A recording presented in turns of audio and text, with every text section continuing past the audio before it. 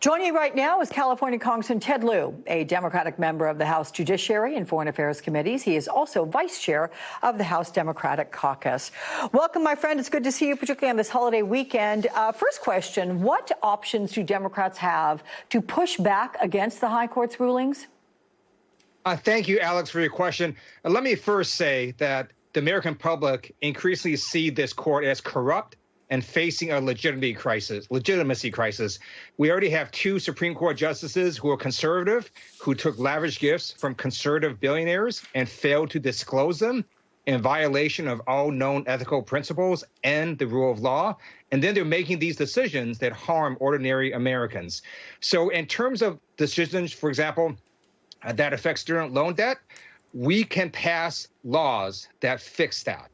And if Democrats flip the House and hold the Senate next year, then we're going to go ahead and pass laws that fix the student loan debt issue that they went out and unnecessarily made a ruling against.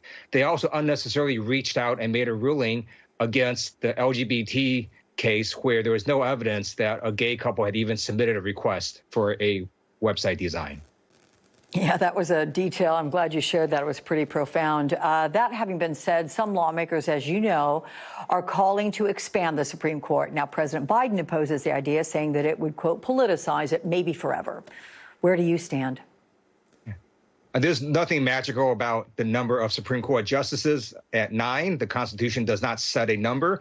It's had different numbers of justices throughout our history. I support expanding the Supreme Court because we have a radical, extreme supermajority on the Supreme Court that is out of touch with the American public. Okay. We saw, as you well know, the impact of the end of Roe v. Wade in the midterm elections. As vice chair of the Democratic Caucus, do Democrats think that these rulings that we're discussing could have a similar impact on 2024?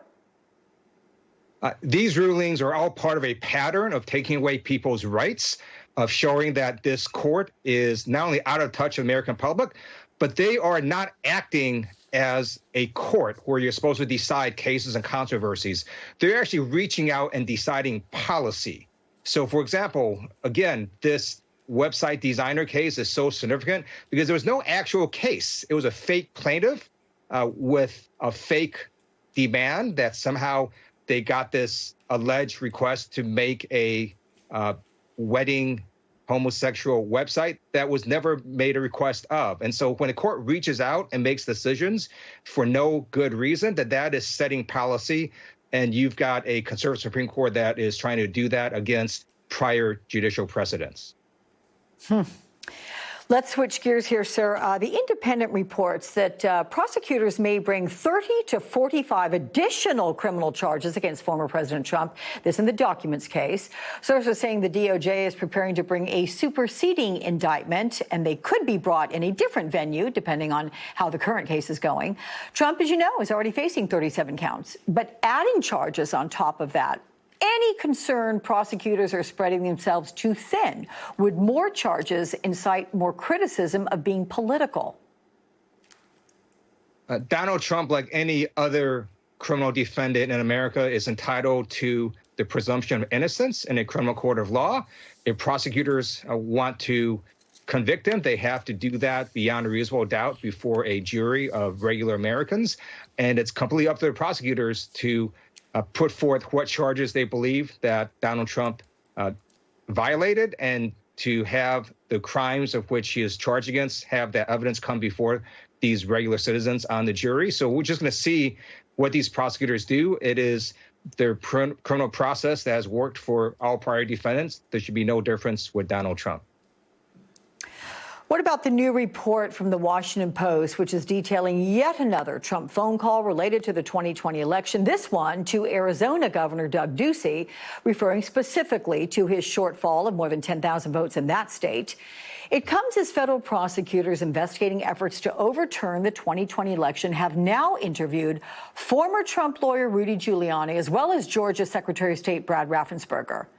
Do you think Donald Trump should be bracing for another indictment?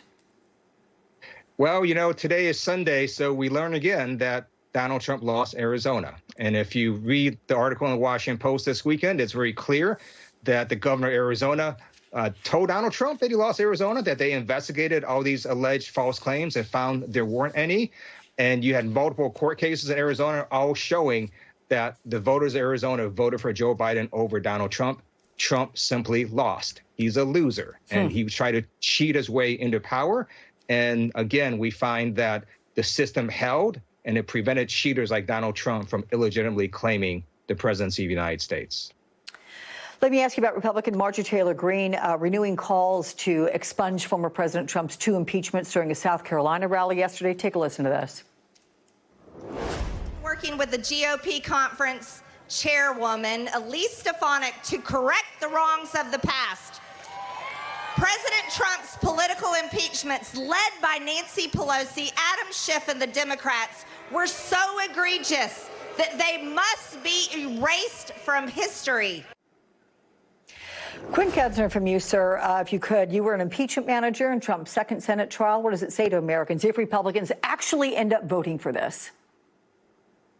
There is no such thing known as an expungement of an impeachment in the United States Constitution. This is totally a made-up process. It's nothing more than a glorified press release with a fake vote. And by the way, with the second impeachment, there was bipartisan support in the House and in the Senate. 57 U.S. senators on bipartisan basis voted to convict, the highest in U.S. history.